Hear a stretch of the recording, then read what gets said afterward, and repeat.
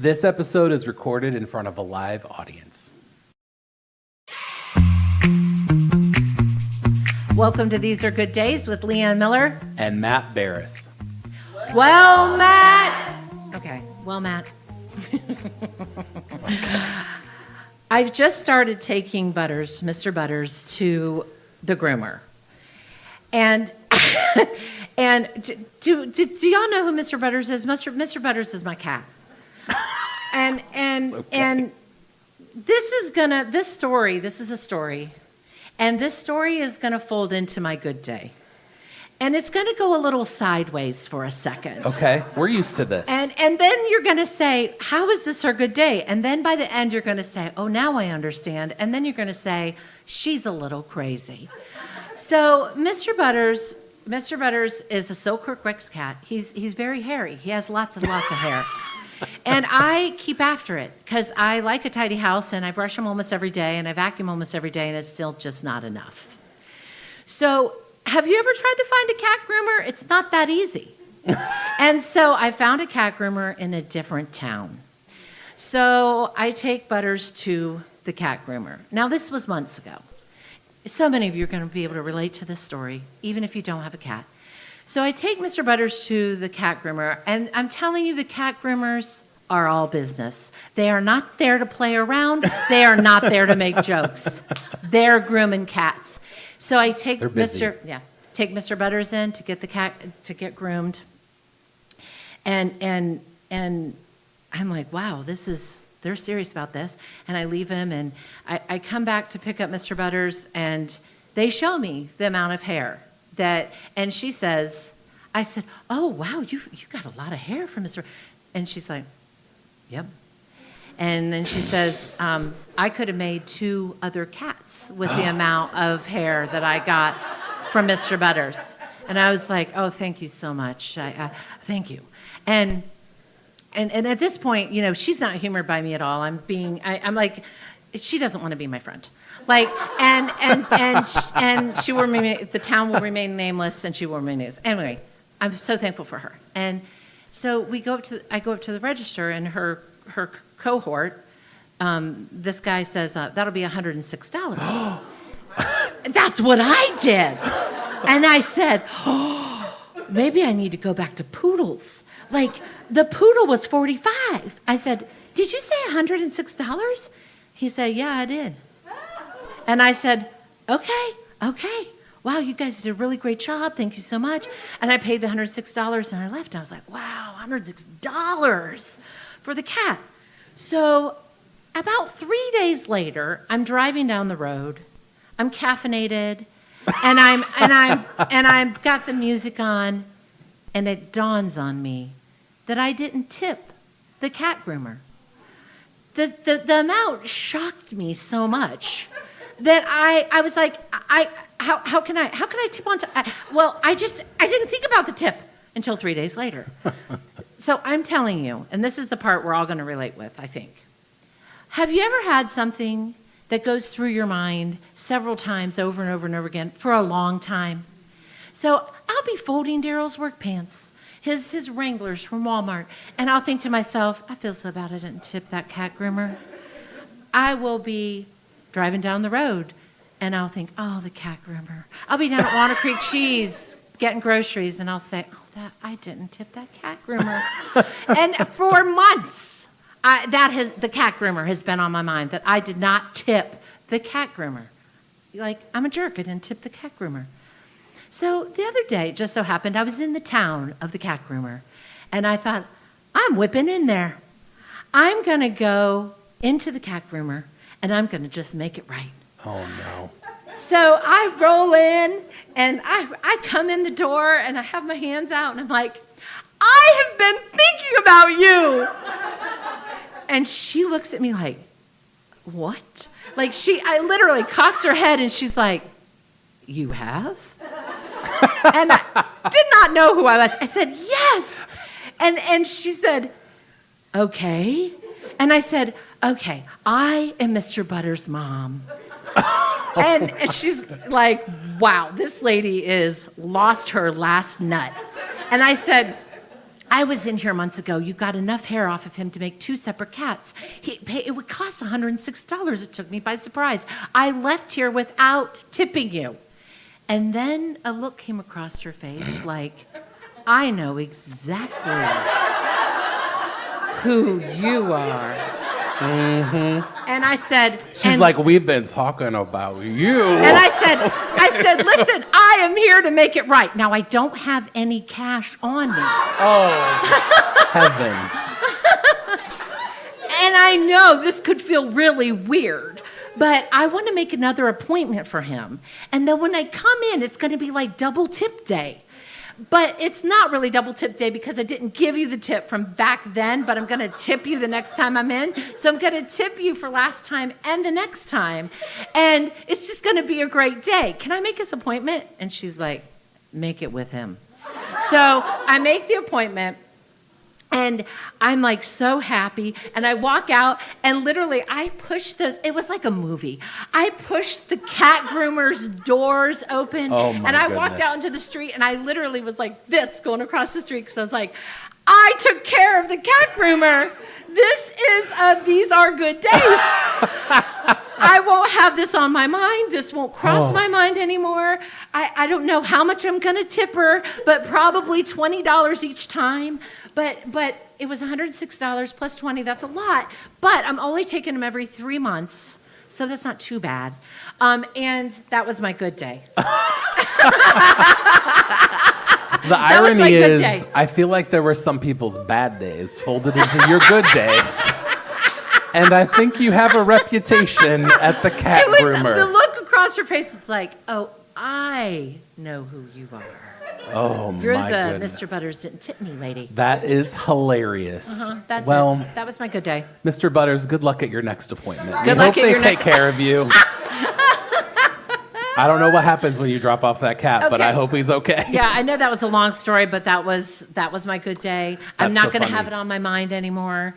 And I just want to encourage you, if you have something that keeps coming to mind, just do it. Make the phone Listen, call. we've talked about this before. Remember when the dentist was calling me? Yes. And I wouldn't answer the phone, Yes. and they wanted to make an appointment, and then Yeah. finally I was like, Why I am I- answered the phone and I made Yeah. an appointment. Why did I not answer the phone? I don't It know. took 2 minutes. I don't know. Like, why do I do I don't that? know, but Or pay the bill. I made it right with Pay the the cat. bill, make the appointment, tip people. I made it right with the These are cat good groomer. days. What's your good Hey, here's my good day. I've said this one before, but I'll say it again, is my Skyline guys. So our friend Mike, who's in the room, that's doing the sound, he is a Skyline guy.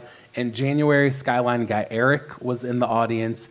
And Skyline guys, it's a group of guys my wife loves Skyline, but not all the women love Skyline. So a couple times a year we go, hey, I don't like it.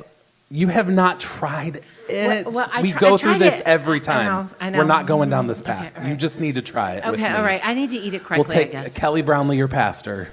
Okay. She loves it. Here's the thing. Here's what I love about Skyline guys. So the Skyline guys it is about Skyline. It is about the food. I could talk about the food. It's Cincinnati chili, lots of cheese, hot sauce, oyster crackers. Praise the Lord. However, it is not just about Skyline. Skyline. If you are listening, listen, I slid into Skyline's DMs. Yeah? How'd that go? And I said, there's a group I tagged them. They talk to me. They have yet to give me anything, but I think they need to sponsor the Skyline guys. Yes, And we I will story agree. about it. Yeah. Here's the thing. This is why it's a good day, besides eating good food.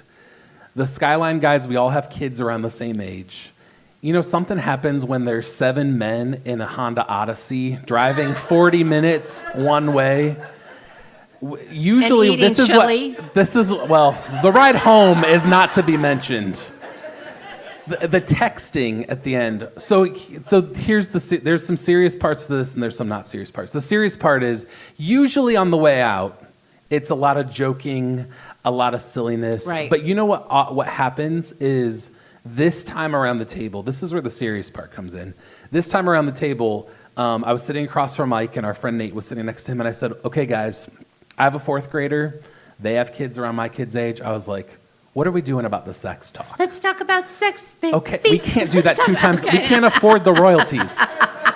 So we're eating chili, but the invisible part of this is it's not about Skyline. It's Right, about getting right, around people that right. you love, that you trust, that we're like, hey, I have a 4th grade boy. What are we saying? We say real words. Our friend Nate's wife is an OBGYN nurse, so they say all the real words. Like, they say the real words. They know where the parts are. Like, we're kind of vague. We're kind of like, Pigpen on Charlie Brown. Like, there's a little cloud, but you kind of know what's in there. That's kind of where we are. But their family is like expo markers and whiteboards. Like, so there's a little variance there. But what I love about it is, to get 7 guys around and say, hey, how are we navigating the sex thing? And I anticipate we're going to say, how are we navigating the social media thing? How are we doing college visits? How, to have those people in your corner where you can, bounce ideas off, where we're like strategizing. Right. I'm not drawing parts. I'm not doing that. But I thank you for the suggestion. Right. But that's not where I'm headed. But that's the invisible part of the Skyline guys for me. It's more than just that. And then the second part that's silly is I boasted that I never get affected by Skyline. Pride comes before a fall. Mallory, I think I went to bed at 3 a.m. that morning. Wow. I was like indigestion, upset stomach. What's that? Upset stomach. I just all that stuff. I'm wearing the pink shirt. But I was up. There were texts about bathroom issues between the men. It's a whole 24-hour experience. We're texting about anticipating, and then we're texting on the way down. So Pepto-Bismol, if you are listening. Hey, so get you some Skyline guys, men that you can talk about friends that you can talk about silly stuff with. Text about your bathroom issues, because those are real friends right there. Yeah, there it is. Hey, we are sitting again in the beautiful Be Fearless, but we're in the middle of Ohio's Amish country. Yes. And Leanne, you recently went away for about 3 weeks to Hilton Head. Actually, it was a whole month, Matt. A whole month. Well, I rounded down. Yeah, well, it was a whole month. It was so nice. But you know what? So we talked on the phone. Well, we talked a lot on the phone, but we talked on the phone about how Ohio's Amish country is your home. Yes. Listen, I'm a phone talker. Like, when did we stop talking on the phone? Like, I want to talk on the phone. Like, I want to hear your voice. I want to talk on the phone. I mean, I like to text. I text with the best of them. But I also like to talk on the telephone. Yeah. So I will text Matt and be like, but hey, I'll say, I'd like to call you because I have an idea. Okay. I'll say, you're 55. And sometimes I don't love when you answer the phone in your car and you're like, hello? It sounds like you're in a vacuum. Yeah, where are you? Are you in the Bluetooth. Space station? I'm like, what are you doing? It's the Bluetooth. And I have a tendency, I don't know if other people do this too, but I have a tendency, if it's Bluetooth, like, I'm louder. I'm like, hi! And I'm trying. It's so true. Our youngest son was riding with me one day, and he's like, Mom, you don't need to put your mouth up by the speaker. Because I'm like, what are you doing? I'm glad I don't watch that. I'm on the other end. It's kind of like when you look for directions and you turn down the volume because you're just looking. Why are you turning down the volume? I don't know. But we mentioned that Ohio's Amish country is your home. Yes. Mm-hmm. And I want to kick off with that because we want to talk a little bit about Amish country, but really the values and home and what that really means. So can you talk a little bit, like, we don't really have time for the whole Daryl story. No. But the quick, I'll tell the quick version because I don't know if I trust you to do a quick version. But That's fair. You and Daryl met in Ohio's Amish country. Yes. He was just raised right here? over there, right over the hill. Give me some space. I'm going to tell your story. So you met, Daryl was putting in a chimney for your family, and you were like, hey, there's that boy with the Amish britches. I'm like, I want to check out that fire. Yeah, so See, fireplace. Okay, this is too spicy. I've already had to do some disclaimers at the beginning of one of our episodes. But so, you woke up at 4 a.m., you did the big hair, the red lipstick, Yes, I and did. a month later, Yes, you were 28 married. days. 28 days. Yeah. On Christmas Day, you got Yep. married in Switzerland. Yep. But you and your husband, Daryl, grew up here. Yep. Your family, you grew up here, and you decided that this is your home. Right. What are the things, I'm going to let you kick it off, When you say Ohio's Amish country is your home, what does that mean for you, and what are the values that you love about living here? Well, I would say that part of this is my own family of origin, right? So how I was raised and my family and how my family has operated as a unit. So when I met Daryl and we got married and we started our life together, very quickly I realized that his family operated differently. And you know, there are the obvious things here in Amish country that are lovely, like the slower pace of life and the Amish buggies and the quality of the goods. And when you buy a piece of furniture, it's a sturdy, well-built piece of furniture. And there's those obvious things. But Daryl has had the same set of friends, basically the same set of friends since he was young. And when we have had certain things go on in our life, and even Daryl has had certain things happen, those guys are the first guys showing up. They're like his Skyline guys. They're the first guys calling. They're the first guys there. They're coming over. We had a really hard thing happen in our family, and his one friend called and said, "Hey, you know, Daryl's nephew was getting married, and we weren't going to go to the wedding because it was just this really hard thing." And his friend called and said, "You know, come to the wedding and hang out with me, and your dad's going to be preaching." And he said, "And I think it'd be real good for you to just be in the room." And so when Daryl and I started talking about when we downsized and we sold our business and we bought a little place in Worcester, which is a little town about 30 minutes from right where we're sitting, and we talked about, like, let's just camp out here for a minute. This can be our rest area. We bought a little condo. We called it a loft, and let's just sit here for a second and really decide what we want to do. And right? I was nervous. Yeah. Colorado was on the table. Oh, yeah. Lots of different. I was like, oh, no. Hilton Head was on the table. Like, maybe we should just move to Hilton Head and really downsize. And your boys were gone. And our boys are gone, and we're just thinking about it all. And I love to do that. I love to just think about it all. Like, let's think about that. And let's think about that. We know. Yeah, okay. We know. And we all know. I think the cat groomer knows too. Anyway, so what it boiled down to, what's so interesting, is what it really boiled down to. Why we will always be here is because of Daryl's friends and because of his family unit. My friends will always be my friends.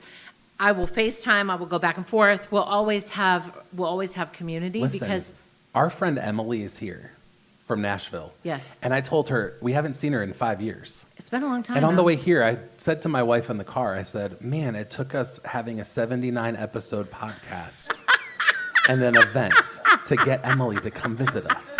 But she is still one of our lifers. Yeah, she's been busy, man. She's been busy. And she is a lifer. But I think it also speaks to, you know, my husband does not, it took us forever to get him to move away from the flip phone. He had one of those construction, I don't know if any of your men have ever had those construction flip phones that, like, you could run a truck over. Like, he thought that thing was the best thing. And it was this big, hunky, like chunky. And the boys were like, "Dad, if you get an iPhone, you can put a compass on it. You can put the weather on it for your hunting. You could hook your trail cams." That's what did it. The trail you could hook your trail cams And look at to your your deer. phone and look at the deer. And then Daryl went to Verizon and got an iPhone. And he would never, like, FaceTime his friends. Yeah. He would never use technology in a way that I would if I moved to South Carolina with my friends.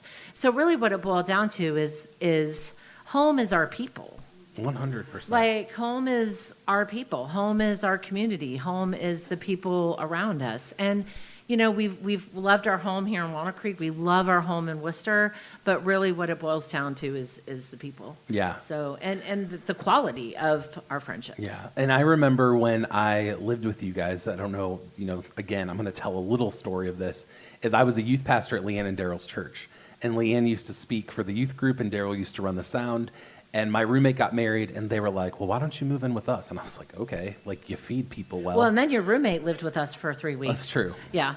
And so I got to live at your home. I think I lived there for 2 years, and then I got married, and we just moved up the driveway to the apartment for about two more years. It was so fun. But I remember when I was at your home, we had a tornado that rolled through. You know, Yes. there was a pond in front of your house, and it I was literally... in the basement in the bathroom. My husband and our youngest son they were on the porch watching it. And it literally went across the property, right? Across your property. Well, I don't know. I was in the basement. But what they told me was that they watched it. They saw the debris and everything, and they watched it go across. Yeah, and from where we were, there was a barn that's at the bottom of that pond. The farm, and at that huge barn, it literally lifted the roof off and like destroyed it. Yeah, and a tree fell through the house, and it was a huge mess. thing. And I'll never forget, within 2 hours, there were probably 80 bicycles parked around So many bikes. Around that barn. People already cleaning up the debris. And honestly, I think it was women were cleaning the yard, and a lot of the men started how are we going to rebuild this? Yeah. And I remember that story thinking, I love that. Yeah, That part of community that I think the Amish, if you don't know, the Amish call us English because we speak English. Not because we're British, but because we speak English and they speak Pennsylvania Dutch. And I remember thinking, oh, we're missing something. You know, we're missing something as English people and I do this. I put up the garage door and I drive in my car and I get out and I put down the garage door and I don't do a whole lot after that. You know, I'm in with my family. Right. And I think that's such a beautiful part of Amish culture that I appreciated. Is community, Is yes. the community piece of it. It's a whole other level of Absolutely. And I also have really honored and respect the work ethic. Oh. And I know, is this a weird thing to say? The cleanliness of The the tidiness. Amish and Mennonite community Yeah. is unmatched. Yeah. You know, you go into probably the places you're sleeping tonight in your hotels, and the stores will be in tomorrow are typically immaculate. Yes. Immaculate places. And I've always respected and honored that part about the And love Amish that, too. yeah. And you know, when Matt told me we were going to talk about this, But we talked about it together. Yeah, we talked about it together. But when you came to But me one with of us this does have notes. Yeah. When you came to me with the idea, I said, you know, here's another thing I'd like to say. Amish people are people. Yes. They're human beings. They are not perfect. Well, and I think the tourism industry, you know, I was just talking to somebody tonight, is we live in a place, in Ohio's Amish country, it's one of the largest populations of Amish around. And I think the tourism industry has, in some ways, made Amish people as like characters, like at Disney. Oh, I worked it in. Disney, if you are listening. Because I think we can idolize their lifestyle or the curiosity, and it's a very them and us thing. And then they're like 2D people that we don't think are real. Yeah, and also I think there's a level of pressure. Like, so if you're an Amish girl and you love fashion, good luck with that, sister. I mean, you might be able to pick a different color purple for your dress, but I mean, you're not shopping at Be Fearless, right? So I don't think, and actually I was talking with one of you about this, one of my good friends that comes from Amish background, and she said, and it's really true, is that sameness is celebrated when you're Amish, being the same. Being different, if your husband's abusing you, or if you are in the LGBTQ community, if you are dealing with anything outside of the sameness, it's going to be real hard, and you're going to have a tough time. And I'll never forget a story with my father-in-law is Amish. You can be Amish, and he's a bishop. I always say I could not have married the pig farmer's son. I'd have married the bishop's son. So my father's a bishop, and he's also very well read. And I remember talking to him just about different things over the years, and he just has a different take on. Would you be comfortable telling the story of when they moved a woman into their property? Well, a couple things over the years that have happened. One of them was he knew firsthand of an Amish husband, an Amish man, that was abusing his family. and without going into too much detail, but it was the kind of abuse you can imagine. And my father-in-law called the police. He reported it. He called the police. It's very unusual. That's very unusual. They usually take care of all those things within their church, within their belief. And you could think that's wonderful unless you're the woman being abused. Right. And if you're a man in Amish world, you have a lot more, I would say, authority. Wouldn't you say authority? Power. Like, a lot more power. They hold the power. And if you're a woman, somebody just asked me this like 2 weeks ago. People ask me Amish questions all the time, and I'm like, I got to check. I'm not sure. But somebody asked me, do you think more boys leave than girls in the Amish? I'm like, well, absolutely. Because they get their license easier. They get their work truck. And it's the whole idea of that they're a guy, they're a man. For a girl, it's a lot harder.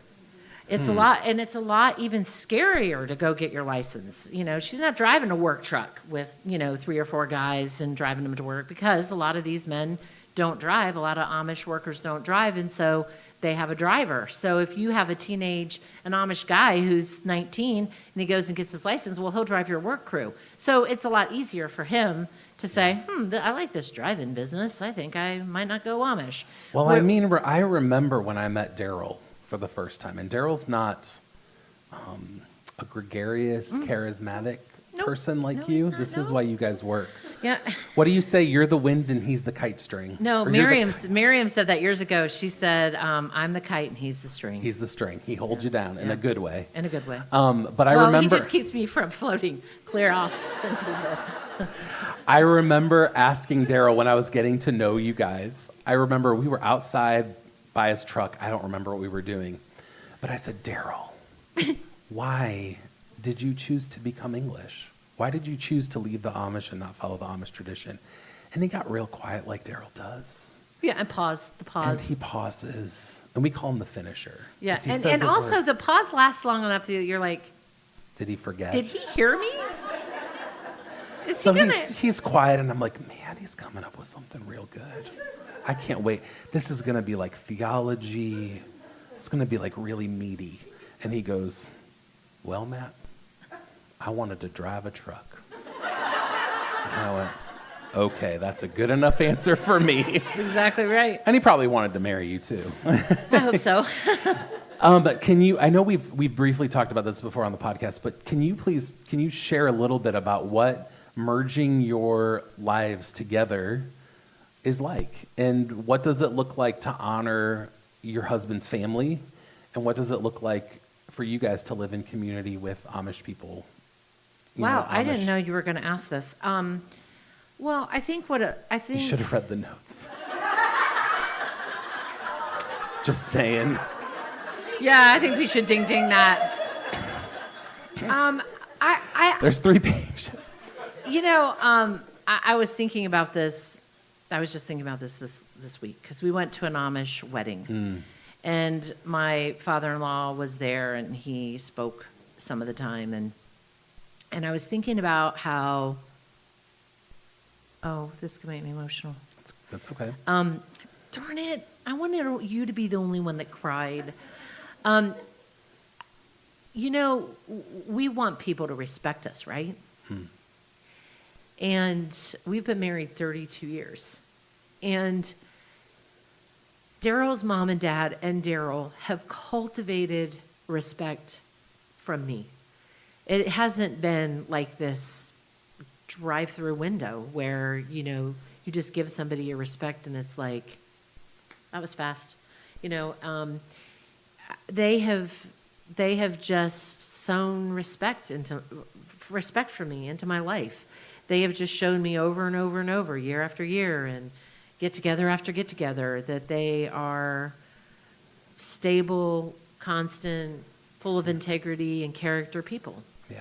Honest people, good people will be there. Literally, we could call them at any time, day or night, and with a need, and they would be there for us. Yeah. And I think that is something that takes a while, right? Mm-hmm. And I think that for me, it looks like I have a lot of respect and I have a lot of trust with them. Do you remember my first Amish get-together that I went with you guys I do. to? Matt, first of all, let me just tell you something. This is Matt's dream come true. What? Like this whole thing we're doing. You love to be in a room with people Sure. the people that are having fun, that want to be here. Yes. Well, when you go to an Amish get-together, it This is does not feel this. like an Amish get-together. It is not this. So Matt was like, where is this at the Amish get-together? So we're at the So we Amish go- get-together. oh, you- we you go keep going. there, and I introduce him, and and we leave, and he's like, they didn't like me. They didn't like me. They're probably never going to invite me back. They didn't like me. I'm like, no one talked to me. I'm like, what are you talking about? Well, nobody talked to me. And Mallory said one time, which I love this, she goes, babe, just because they didn't have a marching band for you. How dare you? But he's This is like very vulnerable right now for me. he's like, they didn't like me. I know they didn't like me. I'm like, yes, they did. And then it was so sweet. The next time he went to a Yeah. get-together, my mother-in-law, he mentioned something that was his favorite thing. And Listen, I'm still talking to people. I'm like, hey, Esther. So, what'd you make in those potatoes? And Esther's like, or like, Ruth, that pie's really good. You know, my mom makes a really good coconut cream pie too. What do you do in the Adam, I don't know. Do Amish people? not Adam's Adam. not a name. Whatever. Yeah, more But, like John. you know, I'm still trying to like do Yeah. my thing Yeah. and like get It to know wasn't- people, it and it just- is not reciprocated. it's my not friends. working. It's not working. No. Yeah. And so I came home and I was like, They don't like me. I don't want to go. I'm never going back. So you can pick it up. So the next get together, they're like, "Is Matt coming?" I'm like, "Oh, you mean the guy you don't like?" No, I didn't say that. No, so you Where's come. Matt? Where's So- Matt? yeah. Let's talk about Matt. Let's talk about Matt behind his back. Let's talk about Matt when he's not in the room. Let's not make eye contact with Matt. This is like my personal hell. It's like everyone talk about Matt without saying that you like Matt or treat him like you like him. It's like every insecurity that I have manifesting in one Amish get together. Amish people, if you are listening, let's change this together. I will be a consultant for your Amish get together. Listen, it speaks to the sameness, though. Oh, You yeah. know, it's the sameness. It is. Nobody's coming up to Matt like, "Hey, aren't you a pastor? Aren't you a youth pastor?" You seem different. Let's talk. Yeah, that doesn't happen. No, not happening. But the next time he came, my mother-in-law, he mentioned something that was his favorite, and she made it for him. And Matt was like, "She likes me!" So if you ever find yourself in a situation with an Amish person, and the first time doesn't go so great, but the second time they bring you a coconut cream pie, you're Yes. in. Yes. That's the way they show Yes. you love. Yes. But I think for me, it was like, just like be nice to my face. Like, just Right. say like, Matt, side hug. Like, Yeah. I was a youth pastor. That's not I don't happening. need a full frontal, just like a little no, side. There's Just a little side punch. hugs. No, they're not happening. something. No But hugging. it just doesn't happen. And I don't know the answer to this of why, but there's not a ton of like hugging or affection, really. And I remember one time at a get together. Oh gosh, if my father and mother-in-law listened to this podcast. But I remember one time at a get together, I saw my father-in-law give Ida like a little pat. Oh, and I was like, spicy. oh yeah, there's affection there. Totally. But there's not a lot of public affection or hugging in public or Totally. anything like that. And I think, to bring it back to something more serious is I think what the issues and the problems in the world are universal, right? Oh. So I think there's I grew up in a pretty conservative tradition. Clearly Amish is way more conservative than I was raised. But I think sometimes, we do that there's good intention. Listen, I have a 4th grader. He's asking about phones. We're talking about sleepovers. Yes. I understand wanting to insulate your kids from certain Right. things. I totally get that. Right. But we really can't insulate from everything, right? Right. Like the world is going to happen and there's Right. going to be hard things Right, that happen. right. And I think The Amish are not different than us in that No. way. The Amish experience heartbreak and love. They experience medical things with their kids. That's not a, they're not exempt from that. Exactly. And so I think Right. sometimes we do idolize, I don't mean that in like a really serious way. We Well, we put admire, yes, or there's maybe the fascination, but I think at the end of the day, we're all humans and we're all people. Right.